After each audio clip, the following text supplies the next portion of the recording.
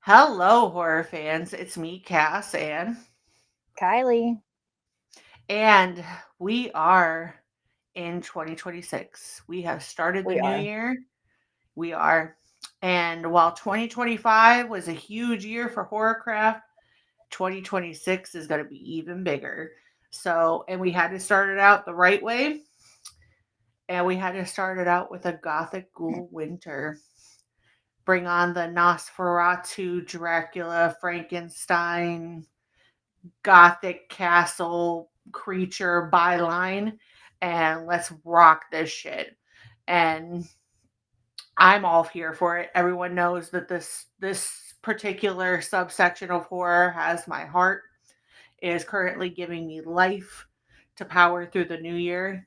I may have tortured Kylie into watching a movie coming up for this theme. Yep. Don't ever say I don't love you and give you space to be who you are. Just I would know ne- I would when never I say that. when I ask for the space and the months or the weeks for what I just got to come up with something ridiculous and I'm not sure what I, yet. I owe you. Although I did mediate between you and your sister. I know I'm kind of thinking Poughkeepsie tapes. We should do that. And make your sister needs to be on for that one. Maybe. I don't know yet. Yeah. She's formulating it, but we're going to have some fun with this. I was super excited too because Kylie is very found footage, but we were recently on the whole damn enchilada podcast with Rick and we talked about Frankenstein. My monster loving heart loved the fact that you loved Frankenstein so much. I mean, yeah, And why wouldn't I? Why wouldn't I? I mean, Better I than think you would like it, better but than other things you yeah, yeah. yeah. Um, Yeah. it's a for anyone who's listening to this, this is a big one. If you go to the picture that we posted, like introducing the month, you'll notice that something is added on there that you wouldn't typically consider horror, but I would say it's horror adjacent. We're going to make that argument too. But I really do owe Kylie a big one for going through that. So I really, but in retrospect, it was either that or the Robert England version, which is really kind of pervy and kind of all over the place, or the Argento version, which Bermuda really Tentacles was better than this. that's a step too far. I said it. Bermuda Tentacles was not. Let's talk about something else. What? So stay tuned so you can find out because we're going to end up having to get somebody to mediate the two of us for a quick second in between um, the argument of the movie that we're talking about. But we're super excited. There are some movies that we are going to talk about too. One in particular we had talked about previously, but I just feel like we didn't even really touch the depth of Sleepy Hollow. So we had to resurrect it and bring it back. But I'm super excited because that was like a little cast movie. Like I have the bag for it. But like Sweeney Todd's another one. Both of those were like very crucial movies to me growing up. Quit And spoiling all the fun. I'm not spoiling the surprise one. So if you I guys, think people really aren't going to be that surprised when we announce it. they really are not, but I think they're gonna want to hear our argument about it, or at least my argument about why it's horror adjacent. But um, we'll That look is a into it. point I will say. Yeah, thank you. But the movie that we're about to talk about now, this is one that came out years ago. At this point, I think it's 10 years old, maybe. It's about to be. Hmm. But we are going to be talking about Crimson Peak, which came from the incomparable Guillermo del Toro, who did just recently do Frankenstein. But Guillermo, he also has an affinity for the Gothic soul and really being in depth with his stories. And Crimson Peak is his another one of his opuses where he is telling a broader story than I think people are giving him credit for. This is very much a ghost story, a love story that's kind of weaved in there. Kylie and I have strong opinions about certain things in this movie, but the imagery, the ghost designs Yeah. behind it, the actual Crimson Peak, like everything is just so flawlessly done. The characters in this movie are fantastic as well. So I'm super excited to get into talking about it. So without further ado, grab your candelabras. Make sure you put on a nice flowy robe. Watch out for the holes everywhere. We don't Mm-hmm. need any falls. That house is Crimson Peak is lovely, but it is a little dilapidated. But we're about to get in the midst of a ghost story. So, without further ado, let's cue our music.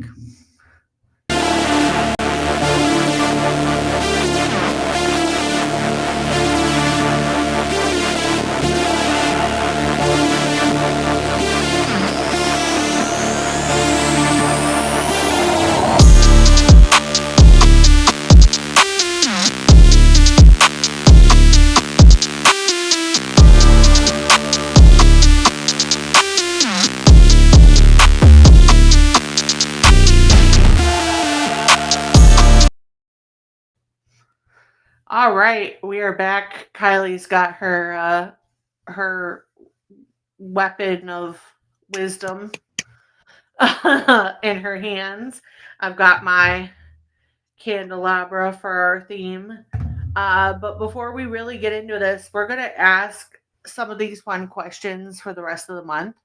But we're going to start out with 5 of them today to kind of ease into the atmosphere. So the first one is, when you hear Gothic horror, what's the first image that pops into your head? I think of like big, beautiful houses or castles, cemeteries, not sunshine, like dark, cloudy, maybe even a little bit of rain, candelabras, um, like 1700s, 1800s, formal attire, men wearing wigs. Even though we're not talking about any movies with men wearing wigs, nobody Well, like George Sleepy Washington. Hollow has a little bit, but I mean, not really. I mean, the like some of the characters of Sleepy Hollow does, but Yeah, they do. Yeah, they do actually. No, this movie is the epitome of gothic horror. Everything about yeah, it. Everything about yeah. it. The I will say when I was doing like my research in this, one of the thing that like kind of came up, the theme of this like is associated with doomed women, like damsels in distress. And while I understand that like that might be a I don't think that that's a huge contribution to gothic horror. I think that there's a No. lot of women in the fringe when it comes to gothic horror. Um so for me, like I agree. The first thing I think of is like Dracula's castle, like deep like Crimson Peak, deep like imagery type that. But then my mind also goes to another version of it that the 90s kind of gave us, which is more like rocker chic of like the Blade, the Celine from Underworld, the Yeah. Dracula 2000, the like Queen of the Damned Lestat. Y2, like Y2K Yeah, like Gothic. Yeah. sleek, like leather, like but like Yeah. that does kind of have that like filter behind it. Um so I don't know. Just to me like it feels like home. That's probably a really weird fucking thing to say, but it feels like home to me. Not Um really. I just love it. I love a good excuse to, pull out the big long robe and be the big dramatic, like, Bro, you don't need an excuse for that. That's who you are at to your my core core. and as a person, Uh, and I love it. yeah, I'm very extra. Kylie has been the one that's carried my luggage when I've been extra too before. So, So fucking offensive. You're like, "Are you sure?" I'm like, "Yeah." I'm being a good hostess, and I'm carrying her luggage into my house, and I swear to God, there's a dead body. I and that swear was to God, only one she's bag. brought me a dead body in her luggage because I have a lot of land, and they won't find you. Sauter County's not very good at finding missing people. Shots fired. Shots fucking fired. Don't give a hot goddamn. Yeah, it wasn't that. It's just I overpack.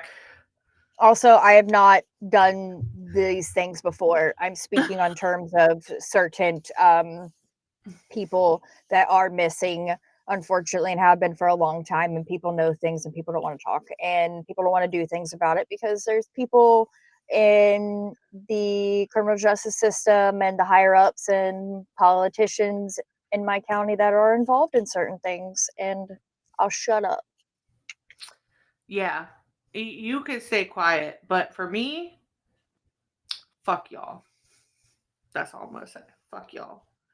Um, so Kylie doesn't know this, but I obviously listen to my Reddit stories at night. One of the other things though that I listen to, and this is what I'm saying Kylie doesn't know this, is I actually have a playlist. If you go on YouTube, there is such a thing. I listen to sleep music at night, and there are a bunch that are Dracula Castle, like ones that you could put on your tablet, like Gothic horror that you can have to fall asleep to. And I will fall asleep to that a lot of times. That's cool. Where it's got like the castle and it's playing like the kind of Crimson Peak esque type music and Oh, you know what I did the day or like New Year's Day or day after New Year's Day? I put on that Interview with a Vampire Yule log to oh my gosh, I show did too. Zane's ABA therapist, and it was precious, but it also scared the shit out of me because I didn't know someone was gonna try and pop out of the coffin and someone was gonna like walk by. I thought that was pretty cool. That does. They have some of those for Halloween too. Like they have a Yeah, Sam one for Halloween that I adore. But yeah, I just one day stumbled upon it, and there's like a ballroom one. There's like a bedroom one that's like a beautiful gothic bedroom that's just got like roses around it and stuff like that. I bet that's your favorite one, and you fantasize about Gerard Butler. I'm not going to say that that's wrong, but I'm not going to confirm that that's right. I have other versions of Dracula too that I So like. you're So pleading the fifth. I am pleading the fifth because he's in a rotation. That's all I'm saying. He gets rotated. So, While um, he's rotating you on the ceiling. listen, we all know watching that movie, that ceiling portion sealed it for you, okay? Like, I mean, I was gonna go with the dark long hair and the fact that he is Dracula, but Well, I also think it's his swagger because I do think that that's a problem sometimes. And this ties back to the gothic horror. I think there is a certain swagger with some of these characters, the goth swagger, and it's not just like them dressed a certain way, it's the like masculinity with the emotional sensibility, the like yearning, the like being a man but also being not like having that sensitive side for the person that they love type thing that I gets think gets more heightened when we're talking about these kinds of stories. So I mean, for me, I know like yes, those components of Dracula 2000 are, but like what kind of kills it for me a lot of times is like the way he performs that of like him like being like obsessed with her, and you can see it in every scene, and like when the scene when he's like, Mary, you're real, and like you could see it on his face, or like when he's crying on like at the cross. And I think you kind of see that it's kind of like Charlie Hunnam's performance in this movie. Like it's very like deeply layered, like nothing, it doesn't take away from his masculinity as a character, but he's very deeply emotionally connected in this film as well. And I think that that's the kind of like, I think people have this idea of like what women want, when women really want somebody that's going to be a man but also be a vulnerable man for them Hmm. in those circumstances. So I think that's like what it is. So I'm a Dracula apologist till the end of my days. I can't help it, guys. So um but the next question is, what is your comfort gothic horror movie? Sleepy Hollow. Sleepy Hollow is one of my favorites. Now, It reminds me of my dad. Sleepy Hollow also, I think too, it's just the story behind it. It's like growing up with like the idea of the headless horseman It's a and great story. it's a great story, and the layer that they added with it for that movie in particular for John Depp's character, like where his dad is like objectively Yeah. like the villain in his life, and he's kind of unraveling that as well. That's a big. There is, I mean, everybody knows Dracula is one of mine. I love the Francis Ford Coppola version, like I always have. But one that I think would surprise people is I do really like anime, and one of the animes that I grew up with a lot was Vampire Hunter D, and like the original one, and the original movie in the 80s, and like the Bloodlust one. Bloodlust you can find on YouTube. The Vampire D you can find on Shutter.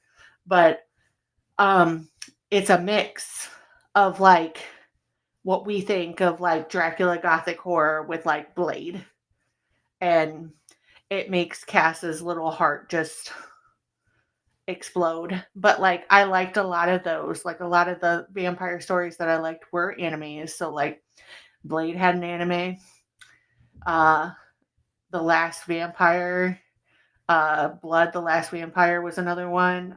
Trinity Blood. But a lot of those were like comfort ones to me because I think they were easier for me to like hide from my parents than that. But I'd also kind of make an argument that The Mummy is kind of gothic horror adjacent, if I'd you say really think so. about it.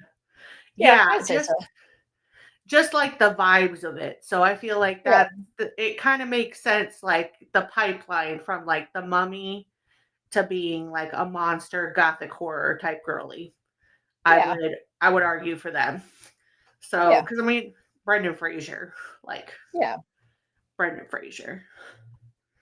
So would you rather be trapped in a gothic castle during a snowstorm or a decaying manor on a foggy moor, and why? Decaying manor on a foggy moor. I would say snowstorm. Bro, I don't. I feel so trapped in snowstorms.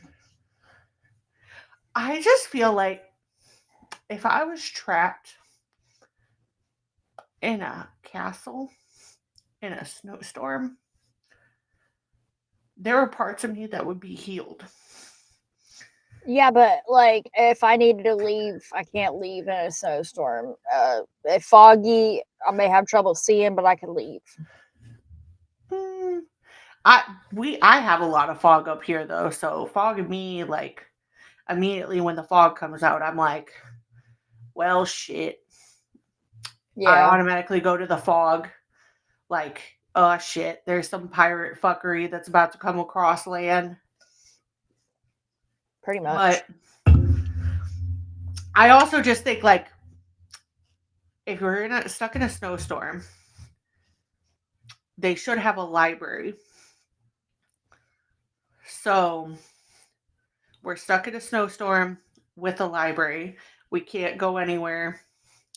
And there's big, beautiful, like bedrooms that have comfy beds. Okay, Like, question. Do we have our kids with us? no. We've gone there Yeah, for, I think I still go with Decaying Manor and Foggy Moor because what if something happens to my kids and I can't leave because of a snowstorm? Then I'm just right back to like when Raiden was in the NICU. yeah. No, I mean, that's understandable. If you have your kids, though, think about it. If you're in a castle with your kids, they have a whole wing to themselves.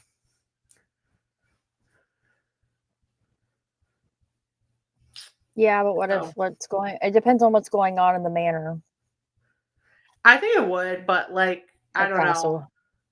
I would be happy to like get, there's like the Beauty and the Beast side of me. I think Zane would love being in a castle. Oh, Zane would love it. I feel like we would, if as long as the castle has what Zane needs, he'd be great. It'd be like Yeah. wide open spaces for him, and he would be able to like just do what he wants. Braden would be the same way too. He'd be like, as long as that castle has Wi-Fi or has things for me to do, if the Wi-Fi goes down, like my first thought with Braden would be like, as long as it has a good room that I could play Beyblades in with people, then I'll be fine. But I just like I think the for me like the Beauty and the Beast, like I said, like with the big library and like getting stuck and being See, able to like, I was thinking of Hotel Transylvania. oh, That's why Zane would be. oh yeah, that's cute. See, that's cute though too. Yeah. I would say that that's a gothic horror cartoon byline. Oh, most Um, definitely. who is your ultimate gothic horror icon?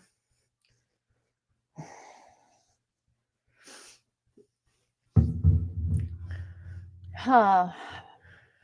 I really don't want to say Frankenstein because I think that's generic. I think I would say probably the Adams Family, Morticia. Hell yeah. Hell yeah, I'd be Morticia. Um, see, okay. My general answer uh would definitely be Dracula. Um, I think that you just automatically think, or like vampires in general, gothic horror, vampires, they go hand in hand. So I would say Dracula, but like my very specific answer would probably be Radu from Subspecies because that's filmed in Transylvania. Yeah. That like Radu is in the castle most of the time. And Radu is kind of a cross between Dracula and Nosferatu in the most terrifying ways. And Anders Hove, is the one who plays Radu, and he is absolutely fucking terrifying in those movies, on a way that shouldn't possibly like work, but it does. So I would definitely say him. Um, But yeah, I just think like he'd be the one that I'd be like scared. I'd be like, well, I'm just gonna pack it in. Like Yeah. Dracula, I feel like I could at least like argue with him or like make a like pull up all the clips of me hyping him up and like reason with him, like type deal. Like I have been like cult Dracula for a while. I've done the apology tours for you. I have basically been your attorney. I think we could work some things out. But Radu, like, no, that motherfucker would be the kind of one that would be like, yes, we could, and then like stab me in the back and like drain me of all my blood and leave me to die. But like, it's there's almost a respect level of just how underhanded his character can be in a certain type of way, like a respectable betrayal that you almost like have full respect for. So, um, but yeah, I would definitely say those are mine. But Morticia, yeah, Morticia's a baddie, and Gomez knows it. So, um, do you prefer your gothic horror more romantic or more bleak? Like, I guess it depends on the mood. I would definitely say for me, it's the more romantic side because I do just think gothic horror does get like yearning and like love and just demonstrous love, even yeah. in this movie, particularly, just so right. But I do like if I'm having a bad day, I do like the you're all gonna die here, Resident Evil kind of tagline type Yeah. horror as well. So I also enjoy like the sadness that I think can be portrayed in gothic horror. Yeah, like you think of the others and Yeah. like watching the others the first time or like the orphanage, watching the I don't know. orphanage. I'm really turned off by like romance and rom-coms. Like I used to be like super into them growing up. Like I was a big fan of like Nicholas Sparks. I read a lot of his books. Like the last like romance type movie I really loved and enjoyed was the remake of A Star Is Born. And I anything else like I don't know.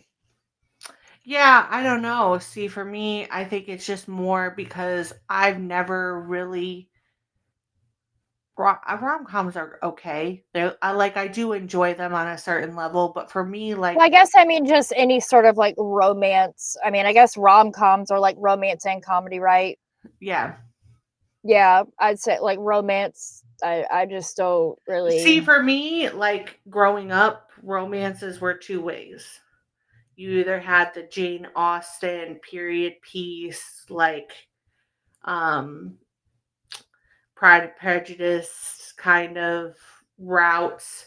My mom was a big like Anna and the King person, and so we would watch that a lot together. Yeah, So, my or it was mom, she was a really big romance, like um, officer and a gentleman. Um, what's the? Oh gosh, let me think. But it's got Barbara Streisand, I think, in it. No, when we were the way young, we were. the way we were. Yeah, my mom was Hmm. a big. She loved that. Like I said, Notebook, Pretty Woman. See, when you were talking Barbara Streisand, my absolute favorite Barbara Streisand film is Hello Dolly. I love What's Hello the Dolly. what's the Hello other Dolly. one? Officer and a Gentleman, or an Hmm. Urban Cowboy. Urban Cowboy was a big one played in Oh, my was she big? house. Legends of the Fall. Yes. Yeah. Oh yeah, I oh, yeah. I love that, but like for That's such me, a good movie. it's like one of Brad Pitt's like best, that he's just great in there. Well, Everyone's great in that I movie. think yeah, all of them are incredibly. Aiden, Aiden Quinn. yeah, Aiden Quinn, Yep. yeah. And I What don't know, like who I loved like A Walk to Remember. Trying to think of other one. Dear John. That one Yeah. fucking gutted me. Gutted me. And like I read all the books, but I don't know. Like as I've gotten older, I just mm, give me my gruesome true crime or really fucked up horror movies. Yeah, I think it's different for me because growing up, like I said, it was either like the deep literature of like Pride and Prejudice, and like my grandmother, my mother really liked watching those, so we watched a lot of PBS where it was like Anna Green Yeah. Gables growing up, and like all the period piece type. So like a lot of my romances were from that. But then you had like the Eric and Shelley's, of my world, and like uh, the Sleepy Hollow and Dracula and all of those just different stories, Lestat and Akasha, like just very Well, deep. like I watched a lot of like horror type things like at my Mhm. dad's house, and like when I went to my mom's, like it was like romance type movies like that, and it really was just like a lot of fairy tales, and it definitely gave me the wrong idea of what love was supposed to be like, and I don't know, I'm just It's really the turned off it's by it now. the it's the swan princess effect. Yeah, well, and it's just like this being told that like this is how you're supposed to act as a lady. Yeah. Um this is what love is, and just it was not. No. I love you, Susan. I miss you, but no. See, you know who I think fucked up my idea of love? Evie and Rick from The Mummy. That is like one of the first true movies that I was obsessed with, and I just loved. But I also, objectively, it's also Imhotep and a Nox and a Moon, because both like are deep stories in that movie, and watching that and sympathizing with both parties, I think really just kind of fucked me up in the head. Because realistically, now my thought goes to Anox to the Moon betrays Imhotep in the second movie, like leaves him for dead. Rick and Evie should have just adopted him. They should have just like became like a thruple almost, but like Imhotep like kept they all like did good together. That's my thought now, but like growing up, like I was like, I want my Rick O'Connell. Like I want my adventure.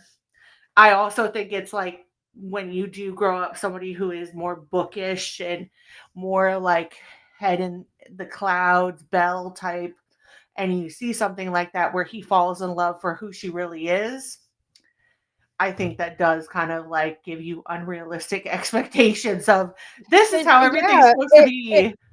yeah, it does, in that like your value is set upon like being married or with a man, Mhm. and just and things like that, and just like going through certain things, and instead of just leaving, stuff like The that.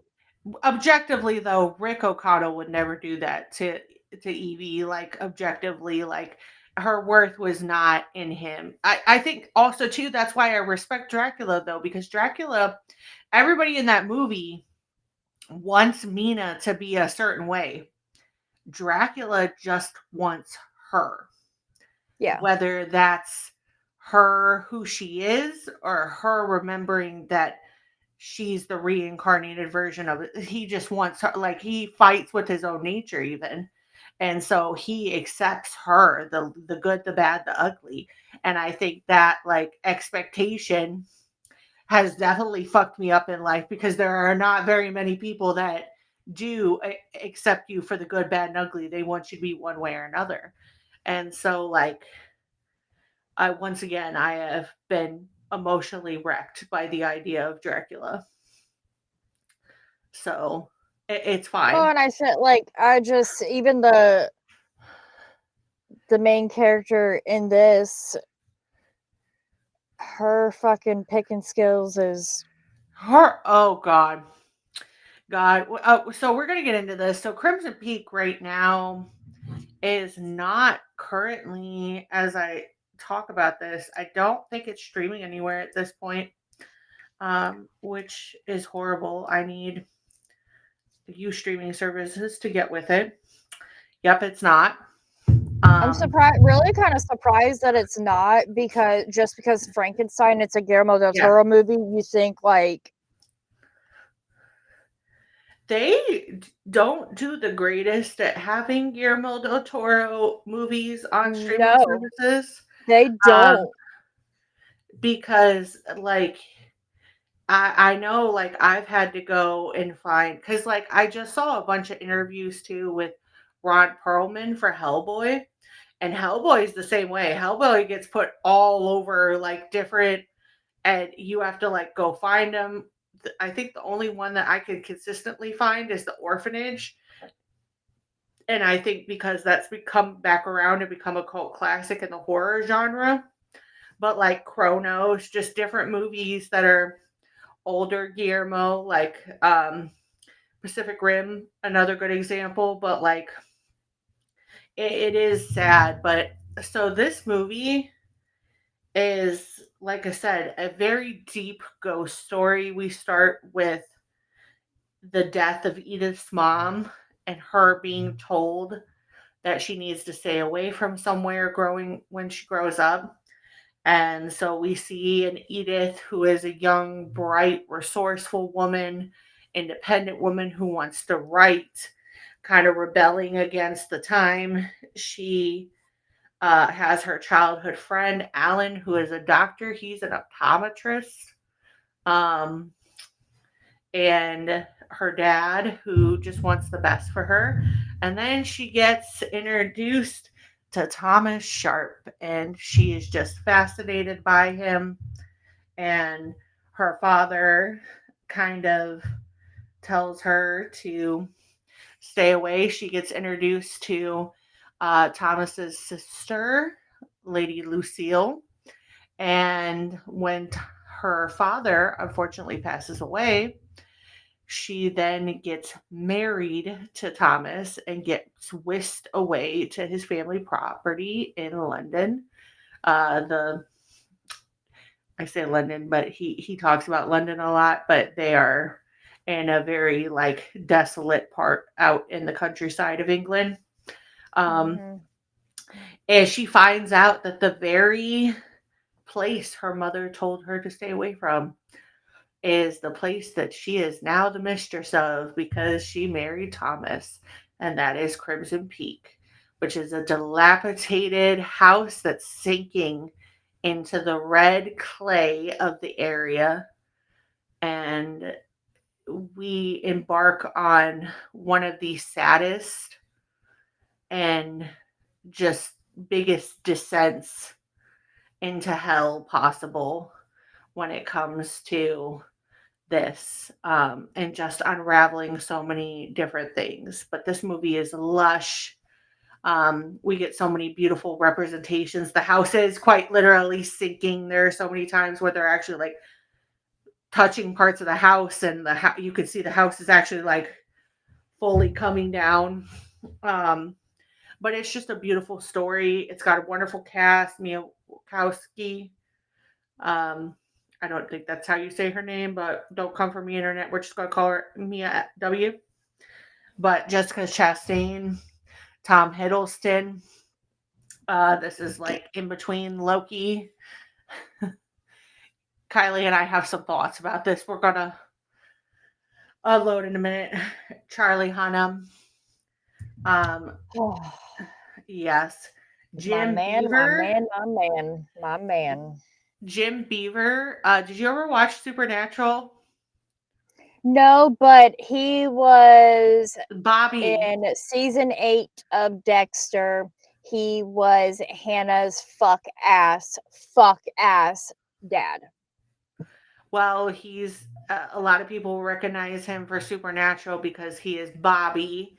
He plays Bobby. The guys from Supernatural, they're kind of um, adopted dad, the one their dad's friend that kind of take it. You He's in a lot see, of seasons. there is something wrong with me because of the people that I associate certain things with are not the things everybody else does. No, I don't think that's bad because immediately Jessica Chastain, I thought of The Help and Yeah, I um, forgot she was fucking but hilly. Mama. Yeah, but Oh yeah. Jessica Chastain was in Mama. She was I don't think I've also ever seen that. Mama is a very interesting, but also too, she's it chapter 2. Yeah, So, um but she's been in I a lot love of her. she's in a lot of great movies. I I think think she's gorgeous. she's absolutely gorgeous. She's also in the Snow White and the Huntsman. They had a second one. The first one was with Kirst, Kristen Stewart. There's Kristen Stewart. I just Yeah, and recently I saw a clip of her. I think she was at the Critics' Choice Awards, and they were talking about like doing like a re-adaptation of the Twilight series, and like she's directs movies now, and like they were talking about having her direct a Twilight re-adaptation, and I think she was kind of joking, being a smartass, but she's like, "Yeah, I'll do it. I'll direct it. I'm committed." I I think I would mean, be. I think that would be interesting, and I think I'd like to see it. yeah, I would too. I enjoyed her in the Snow White movies with Chris Hemsworth. Um, the second one, Winter's War, is where Jessica Chastain and she was like the love interest of Chris Hemsworth character, but like it was a very good story.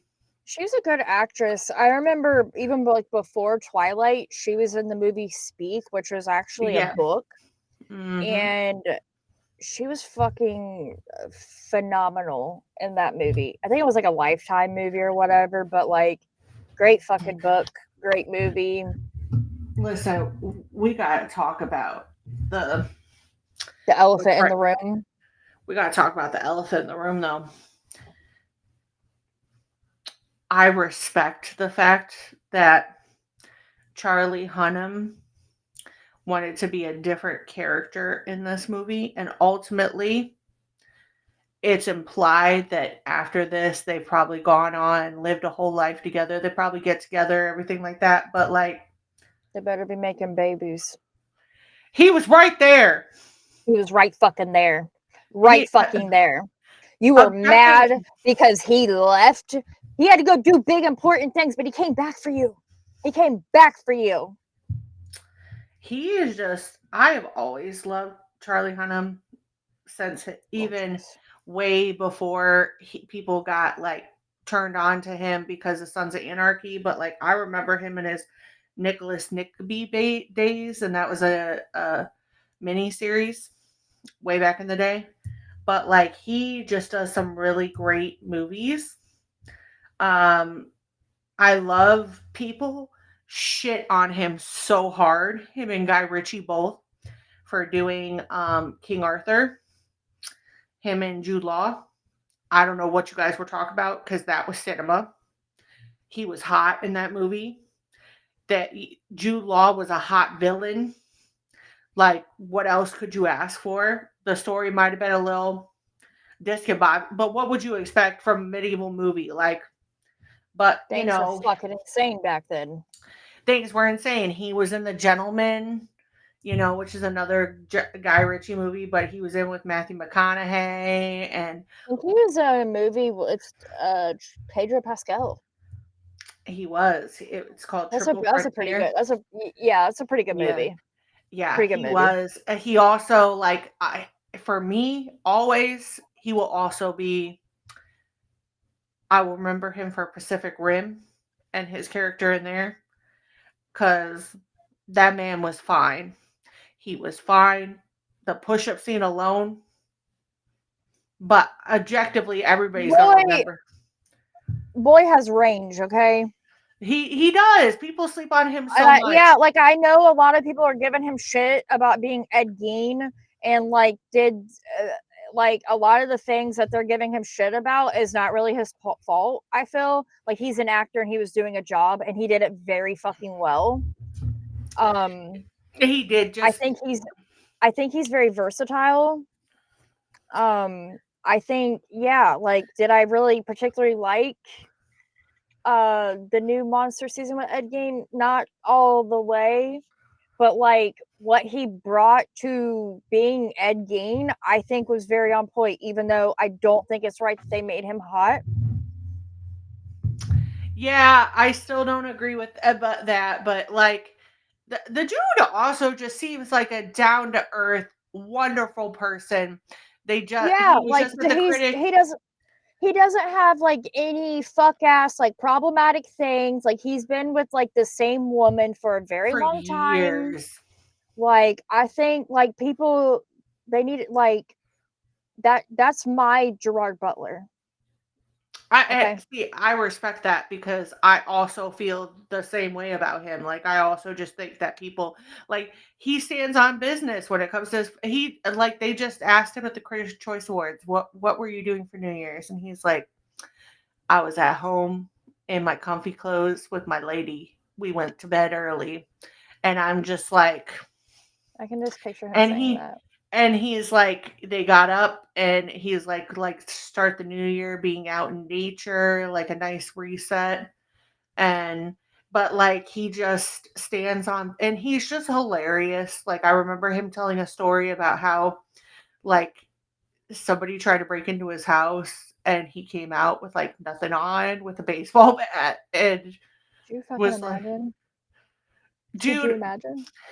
between the neighbors that live by them that must get a beautiful show and the people that are blessed enough to be in the vicinity of Christopher Maloney and his wife, and the fact that that man works out naked, I'm jealous of both of them. Just saying. Yeah, I feel like Charlie Hunnam, he's naked a lot. I would too if I was a man and had an ass like that. I mean, objective, yeah, you know what I mean. Like he's a good look, but I think it also too. It's just the fact that you could tell that he just likes staying in his lane. He likes what he Well, likes. yeah, and I think like he can act his ass off. Yeah, and I just feel and also too, he just picks roles that he feels like he wants to do, and Yeah, I kinda just have a lot of respect for that because he has a lot of range, but, like, even if it's not Charlie the character of Alan is and listen, I get it, you guys. I've seen it. I know that all of you are out there in the Marvel verse. You like Loki, you like Tom Hiddleston as I Loki. don't I'll fucking give see it. I don't fucking see it. I don't I see it. don't see it at all. Like he I can literally had understand. the same haircut in this movie that he kind of does like when he's Loki. Like I'm just not seeing it until he gets naked. And even then, I'm still going with my man. I don't know what to tell you. Like I could I just see don't like see it. I could see the voice, like that voice, like the low register, like kind of Yeah, like objectively, like the people who all of a sudden are realizing that Jamie Campbell Bower that plays Vecna is hot. And I'm like, he's been hot. Like he was hot back in the Sweeney Todd days. Like he stayed hot. Like y'all just are realizing it because his voice is coming to the present, and like his voice has always been hot. But like he's an attractive man. But Edith, I wouldn't have. And like very clearly early on, you could kind of peep that Lucille is weird. Well, and I just don't think he came off like super charming and like sweep your off your feet. Like I just don't like I'm not was not seeing like very good qualities or just like much of a personality. Like I I just didn't didn't see. fucking see it. I just didn't see any of that. That I would have not been like, Like what? what. Like maybe like money? Even then, he didn't. She had more. Yeah, she had more. So like I don't know. Like I know she Listen, was like mad at Alan for like leaving or being gone for a long time, but like the man but was doing shit and he came back home. and then he came and found He you. believed in ghosts. He believed in ghosts. He came and found you. He came exactly. He came for her. Like Yeah, he went and did the work. Like and objectively, like okay, the people that are listening to this episode that are Thomas and Edith stands, of them being together, I need you guys to come to the forefront and tell us why. Because this, I defend a lot of things, okay, I'm not defending that. but I'm not defending that because very clearly, in part of this, Lucille tells him, "You chose her," and very Yep. specifically, if you pay attention, Eunice, Alan's sister, was supposed to originally be the target. So he's the one that chose her. But like I understand he fell in love with her, whatever. But like he But was did you point. really? Because you was letting your sister give you a fucking hand job and she walked in.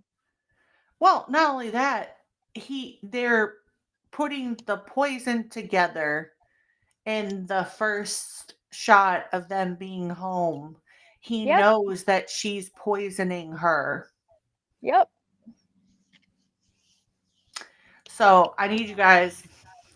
I don't believe it. I fully believe that the right choice was made at the end where she walks out with Alan. They go on, they live a happy life together. She realizes that that was some real fuck ass shit and they had a happy beautiful life together because he came back and even though she does kind of save him, he saves her too. Like it was equal there. Like Yeah, if he wouldn't have came, she would have been dead. yeah, like he's the reason that she's able to like do what she does at the end. So Yeah. I will apologize for a lot of things, but like I okay, I get it. Did he do the right? That is a misdemeanor charge in the Horrorcraft Court of Law. Yeah. Yeah, it is. It really is. And nothing like not even that whole like you're a doctor, she's going to kill you anyways. Show me how to like stab you so you survive. That doesn't make up for everything else. It does not. Absolutely not. Absolutely not. So that man has abs that you could bounce quarters off of, and he was a good person. He believed in ghosts. He loved your father, and he was a great person. And this is coming from the person that I apologizes for a lot don't of like women. I just don't see where there was really like a lot of that like sweep you off your feet, Well, courting, there like wasn't. charm. They're just like it was just like I There don't. wasn't.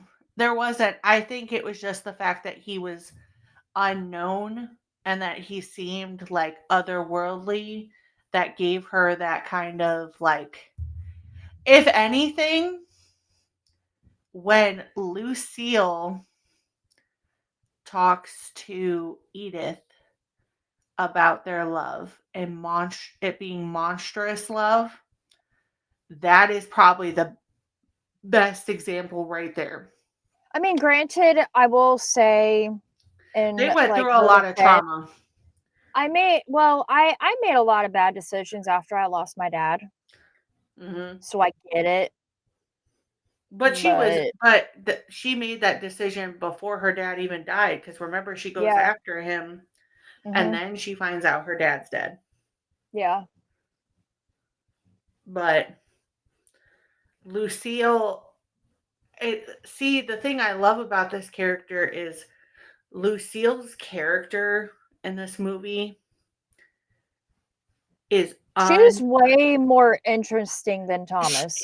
so much more unapologetically just venomous Yeah. and dark, and just like the talk of monstrous love. And even you would want to say that there's even a reverence that maybe she has for Edith being a pure soul, and maybe that's why she wants to clip Edith's wings, is because she feels like she never got the chance to be a pure soul because of what happened with her mother, and all the things that her and Thomas had to go through because they murdered their mother, and just like what they've had to do to survive. I But don't know what to tell you. They should have just ran off into the fucking sunset together. yeah, because they're Like like, if you're gonna fuck your brother or sister, you're gonna have an incestuous relationship with your sibling. Stand on business. You could back that's a, then. that's a Today, wild that's a it's a wild crime. statement, but yeah. It is a crime. But like It's people very used to do that. I mean, I think it still was a crime at this point in time, but like I don't think it was a crime yet. it may not have been. It was definitely taboo, but yeah, don't be doing that. I wonder. God, this is I wonder when it became known that it is not okay to have sexual relations with your brother or sister. I need the Uh, history buffs.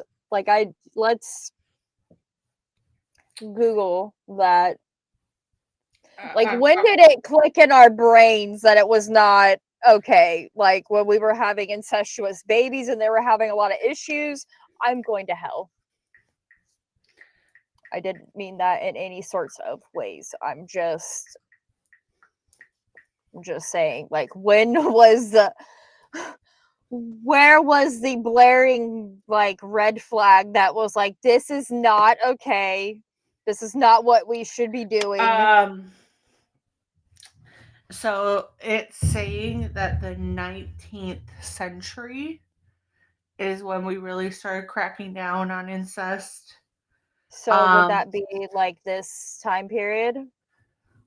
yeah, like start of this time period. This is where like I think this was like 18th century. So like I think it started becoming taboo around that time period, but it didn't become a crime until like the late 1800s, because you have to think a lot of rulers, they were Yeah, still like a lot marrying. of yeah, like they would Like like notoriously Egyptians are brought into that, but yeah, it's yeah. the guiding principle that Egyptian families felt like only their family, their bloodline would have The intentions for it.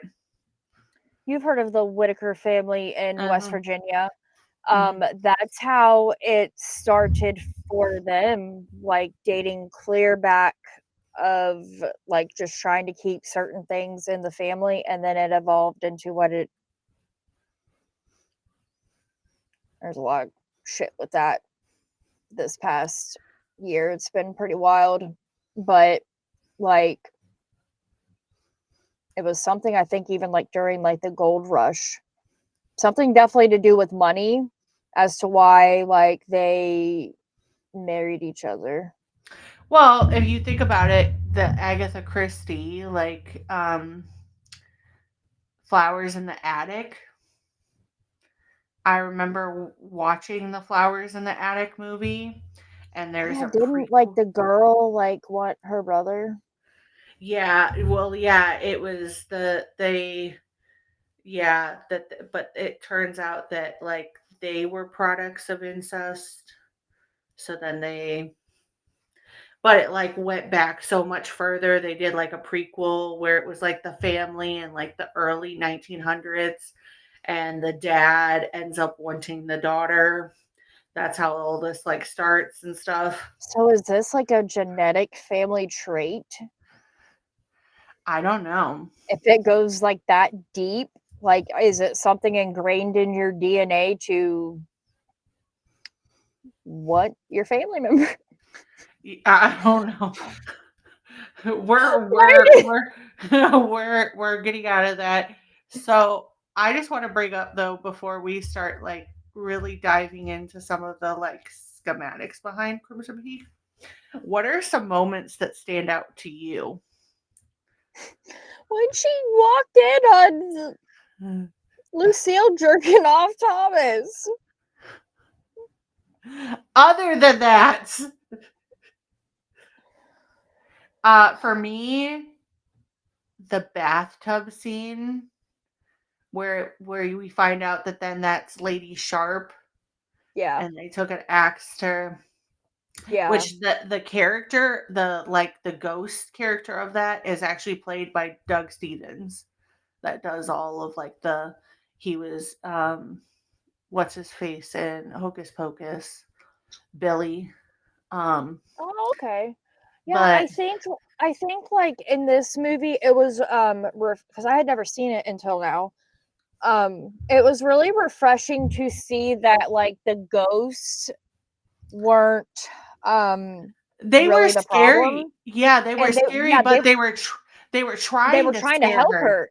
Yeah, Yeah, but they were also trying to help her, and like her dead mother being in the mix of all of that. I just think it was a really refreshing take on a ghost paranormal type movie.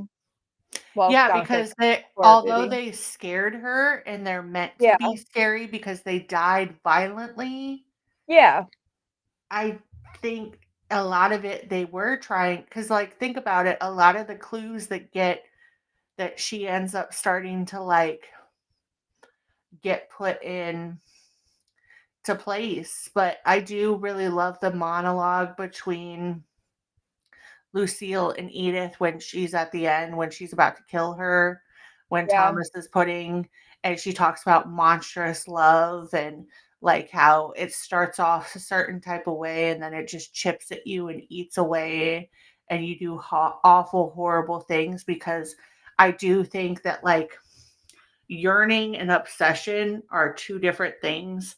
And very clearly, like Lucille had obsessive love with Thomas. Thomas was yeah. trying to protect her, and she Yeah, kind but of I think it was I think it wasn't really reciprocated no, in the ways that um she would. she probably deserved. Like, I mean, they Yeah, did a lot of horrible, awful things, and I think that Lucille was the one to like do a lot of like the horrible things, and Thomas was just kind of like riding her coattails a little bit when it came to certain things. And yeah, it's sad. Like it's sad what sometimes what women, regardless of incestuous relationships, what like will do for love and to be yeah, wanted. it's kind of like um the whole idea of like, if something goes south in a relationship, like men can be very like they portrayed as like obsessive or like not letting go, and we know that to be true, but it like how does that look in a power dynamic that outwardly looks like Thomas has the upper hand, but Lucille has had the upper hand the whole entire time? What does obsessive love look like if you add in murder and ghost and just the sense? Because, like, I will concede there is a time point where you do see that Thomas does start falling in love with Edith. And I think it's hard not to because he sees how pure she is and he's not used to seeing that Yeah. because I think he in a way he sees Lucille when they were younger and he's trying to hide and protect her and protect those parts of her soul, and she in response then goes and does these monstrous things for their love. So I don't know. It's a very interesting, unique perspective. The ghosts start top tier. The Yeah. house was actually built. Yeah. It was built on a whole soundstage. That's what I love about Guillermo del Toro. When he commits, he fucking commits, man. Hmm. I would have asked to For take it sure. home. Yeah. Can we put this in my backyard? Make this a tree house? Right. Um, so everything in the house was made for the house. Nothing was reused for salvage parts. Though the house was built in its entirety, it was tore down in the end of the shoot in order to make space in the studio. When Guillermo del Toro pitched the film to Charlie Hunnam, he told the actor that he'd be playing a damsel in distress, and Hunnam was immediately sold in the movie. And I do I think that love that. I think that's great that he had that response because, it is him kind of coming in and trying to, but then it ultimately is her who like helps him Yeah. get out. And Yeah. I do love that he was like, you know what, sign me up for that. I just think that's fucking cool. Like, we love you. Yes, we But do. visually, Guillermo del Toro wanted the film to look like a Mario Bava Technicolor movie. I could definitely say he achieved that. I do Oh feel yeah. like there is a very giallo quality about some of these shots. There's some shots in here that I feel like almost too also has like a Suspiria type Uh-huh. layer to it. Um, Many pieces of furniture in the film were made two different sizes. When a character sits on it or it appears in the background, it can show certain emotions. So the bigger size to show the character's weakness and tenderness, and the smaller to show their strength and determination. I just appreciate that because that's not something a lot of us would like sit there and think about, but it's just the fact that like I feel like Guillermo del Toro has like a almost like a Lego version or like a dollhouse version of each movie, and he's like, I'm going to do these shots, and he like moves the pieces and parts around. Love that about him. Um, Guillermo del Toro gave actress Jessica Chastain the script after working with her on Mama and thought she would play the role of Edith after reading the script. So originally, Jessica Chastain was they were trying to convince her to play Edith. She turned down the role of Edith, though. She wanted to play the character of Lucille.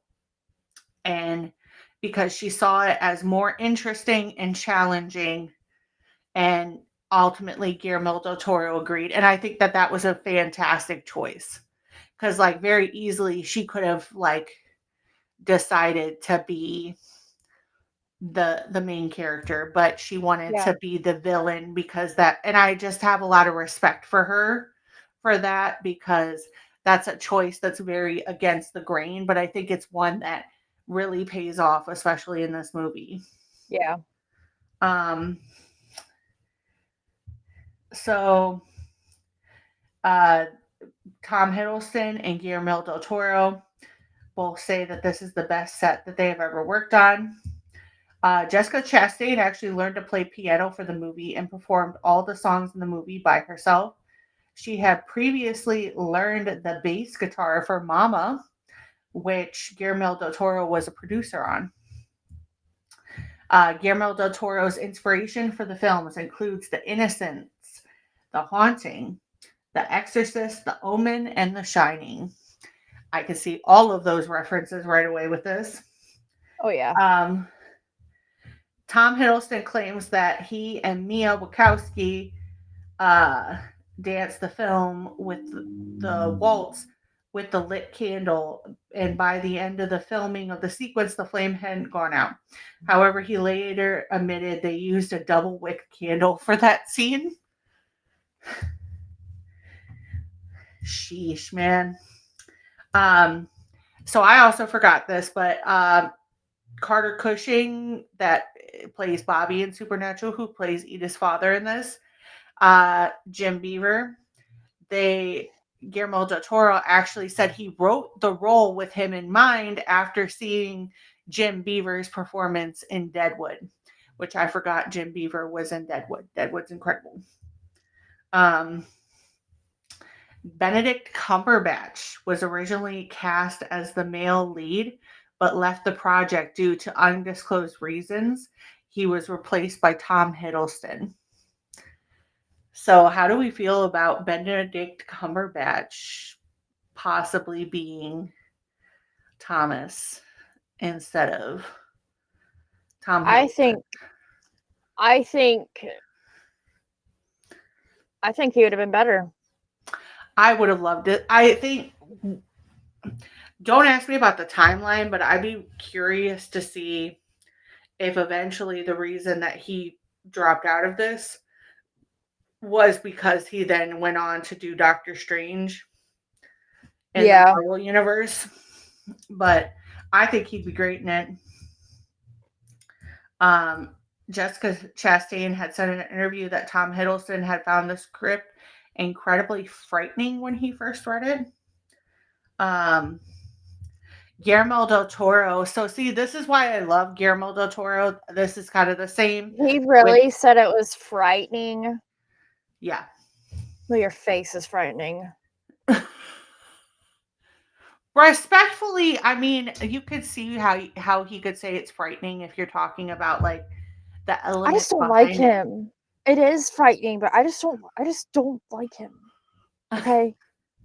I just don't like him. I don't see the hype necessarily I behind do not it, see but it, and I'm just like, there's a lot of things I have encountered in the past 2 years that if I am even like a real life horror fan, or if I'm like even a woman, because there's just a lots of things that women people love that I don't, and I don't see it. And I will oftentimes feel there's something fundamentally wrong with me, which I there don't think is. there. I don't think there's something fundamentally. It's just different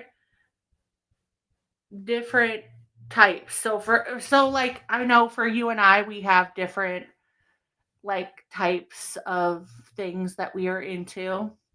And there are I people. am not saying that, like, I do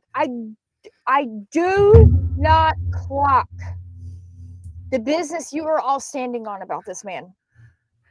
I mean, I don't either. He has a receding hairline. Which I'm not saying men with receding hairlines aren't good looking, but like I it's a again, thing for I don't see it, but again, maybe it's the times. Like I don't. We all know I have an affinity for Gerard Butler, but like the time that that's period that. valid. That is so valid and so like But for a lot of people, like growing up, they didn't understand that. But I think a lot of it though too was he was in some of my favorite movies because actually my first Gerard Butler film that I ever watched was Reign of Fire with him and Matthew McConaughey. They're both it's him, Matthew McConaughey, and Christian Bale. And I will tell you that ever since that day, I have found all three hot. Like Matthew McConaughey might not always be the hottest, but I do think that he's attractive on certain. But Christian Bale and Gerard Butler, like, and they went on to do. Gerard did 300 and Phantom, and then Christian Bale did the Dark Knight series. But I just always since then thought they were hot. yeah, So only a couple movies that like I didn't find Matthew McConaughey hot was Wolf of Wall Street and Dallas Buyers Club because yeah, he lost a bunch of weight to be the character in Dallas Buyers Club, which is a great movie. But he was really hot in The Lost You Book. know what peak Really hot. hotness for me he is? When he's in A Time to Kill I was with just getting ready to say that. A Time to Kill. Oh my god. Oh him my and god. Sandra Bullock and but him Ashley and Judd. yeah, him and Rain of Fire. Rain of Fire is basically where Matthew no, it's Christian Bale's character. Christian Bale, they're in London and his mom and they're digging and they happen to uncover a dragon and dragons unleash back on the world and basically make people extinct and it kills Christian Bale's mom. So then him and Gerard Butler like have a I've always wanted to see that movie and never have.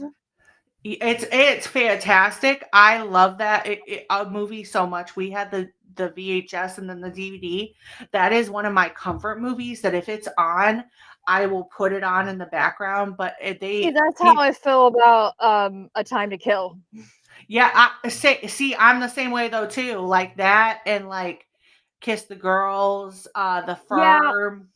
yeah. I think a Like lot of people would probably say peak Matthew McConaughey would be How to Lose a Guy in 10 Days. And don't get me wrong, like he's hot in that movie. Always has been, always will be. But A Time to Kill, he's just fucking yeah, gorgeous. He's he's dreamy. hot. Or Lincoln Lawyer, where the Or yeah, actual Lincoln movie. Lawyer. He Oh was yeah. so. I mean, he He's was he's very. hot as a lawyer, man. Hot.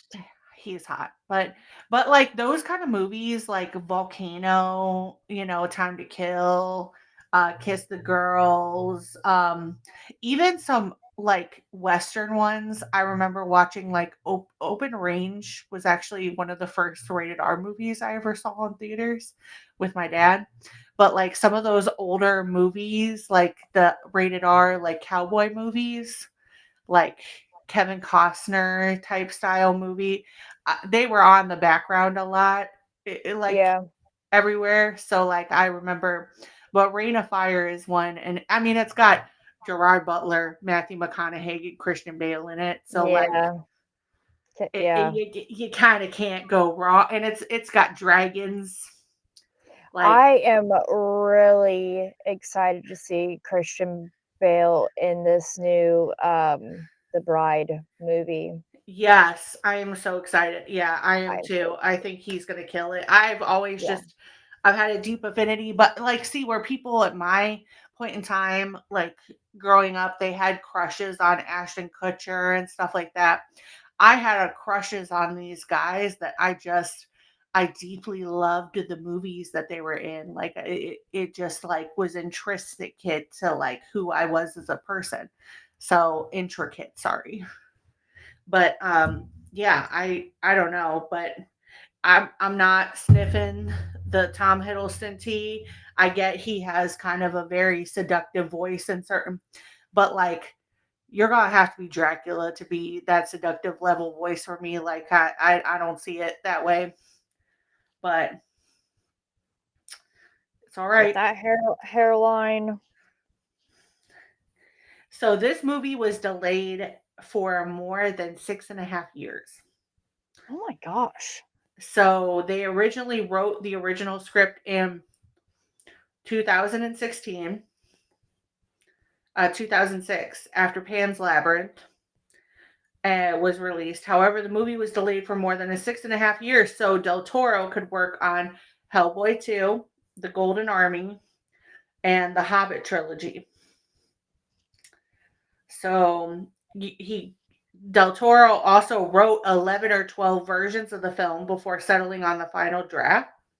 He was coming up with new scenes during production.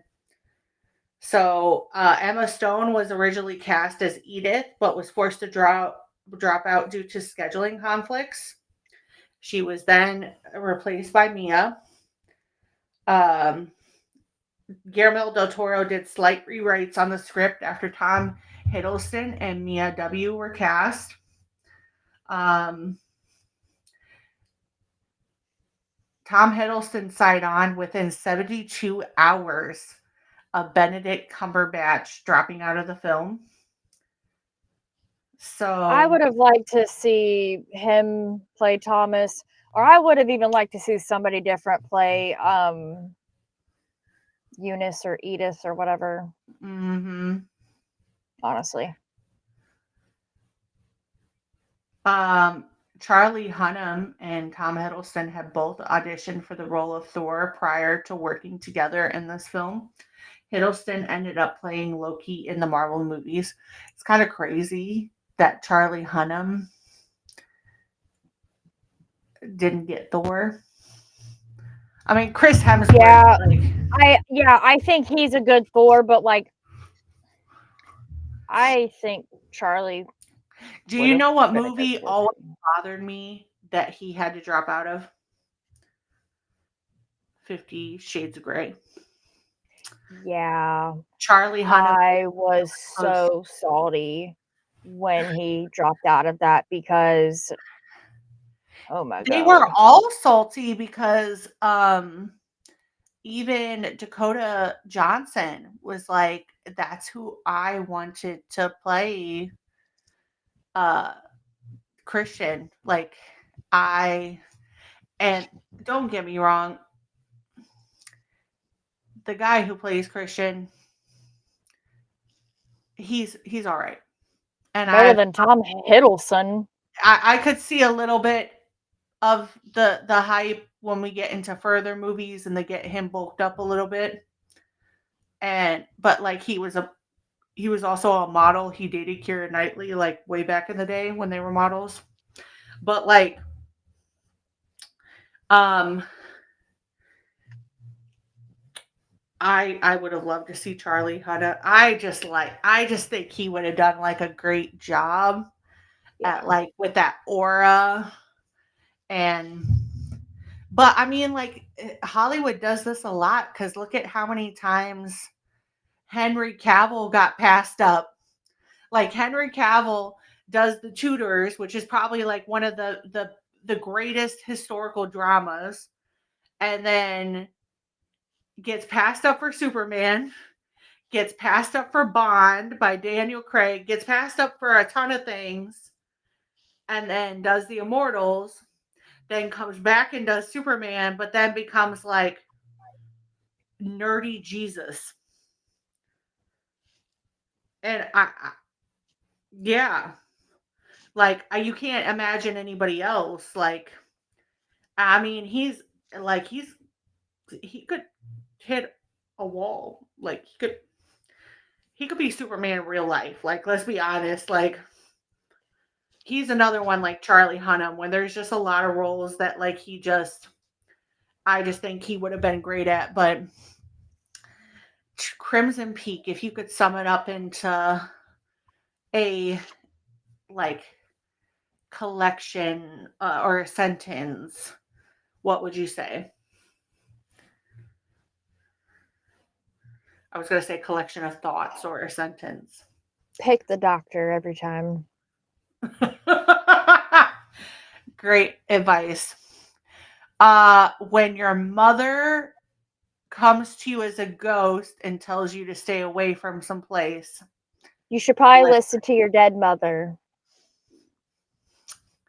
but also pick the doctor if he I also has. mean, I feel like This all if could have been avoided. Susan came to me telling me some shit, trying to warn me about something from beyond, I'ma listen. And that'd probably be the first time ever in my life I would Well, listen. And she would tell me to pick the doctor. well, because the ghosts come to her before they get married. Yeah.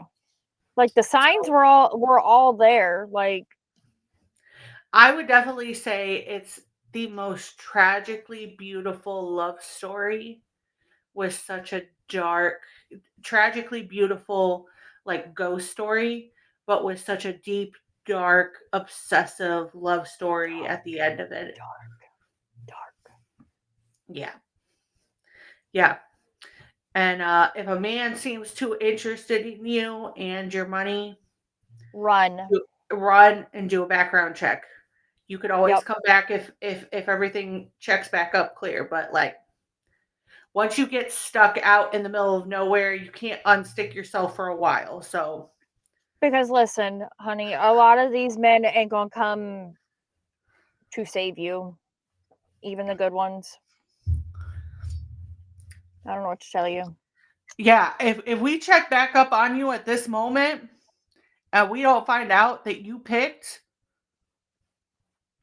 the doctor after he did everything, we can't stand on We business done about told we done told you it is a crime in the Horrorcraft book of law. yeah, yeah. We can't overlook that. We're No. fair. We can Yeah, take it certain may arguments. start out as a misdemeanor and we may just bump it up to a felony. I don't know Yeah, what to tell you. yeah. You can't be doing Alan like that. Not out Nope, on these you can't. horror streets. Nope. So, but this is my sincere and honest last thought, and that is Guillermo del Toro, please don't ever stop.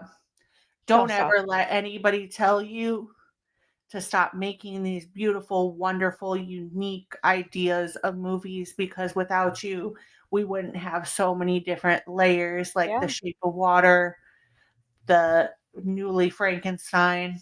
Keep going on with this. And please, please, please, for Cass's sake, little Cass's sake, do the Phantom of the Opera movie. I feel like you're the only person that could do a Universal Monsters Phantom of the Opera movie justice. So please, please, please, on my poor soul, do it. But please keep cranking them out, and we love and appreciate you. Thank you for giving us such a uniquely beautiful tale and a uniquely beautiful side of Gothic horror. Now, we are going to continue on the month talking about other movies. And if there are some movies that you think that we're missing that we need to check out, please let us know. Kylie, is there one movie that you could think of that you could leave our viewers on a high note if they wanted to continue this gothic horror bubble until our next episode? What would it be?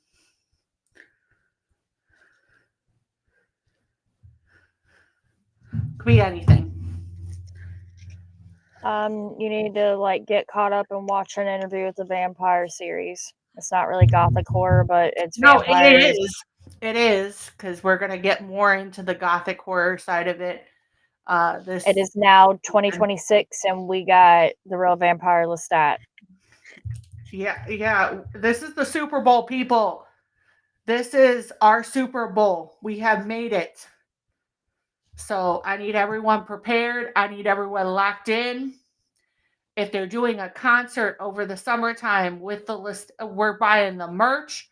We're going, we're listening to the songs, we're hyping it up because this is the fucking Super Bowl, the horror Super Get Bowl. in, loser. We're going to Lestat's concert. Exactly. Like if you ever grew up wanting to be in that moment where they're at that concert, Lestat's concert in the desert, the Queen of the Dam, Here's we're your fucking chance. yeah, we're possibly about to get that moment. So please, Exactly. let's let's catch up. Let's lock in. Let's let's hype up, man. It's time. For me, I would definitely say if you want something that is kind of newer gothic horror, if you're not like the dripping romantic like uh castle Dracula kind of aesthetic, I would go more of like the underworld, the Blade, Yeah, I those love kind of movies. The Underworld. Crow. The Crow is another great one that is kind of gothic horror adjacent. I would say if you're looking for something in the middle of both of those, I would definitely say Suspiria is probably a good gothic horror tale that's in between both of those. Suspiria is wonderful. Um, but yeah, please do. Also, we've already covered this before, but one movie we won't be covering, but I would deeply consider a gothic horror movie is The Changeling. So please go and watch it. But if there are some movies that we have not, The Skeleton Key is another one that I would consider gothic horror too.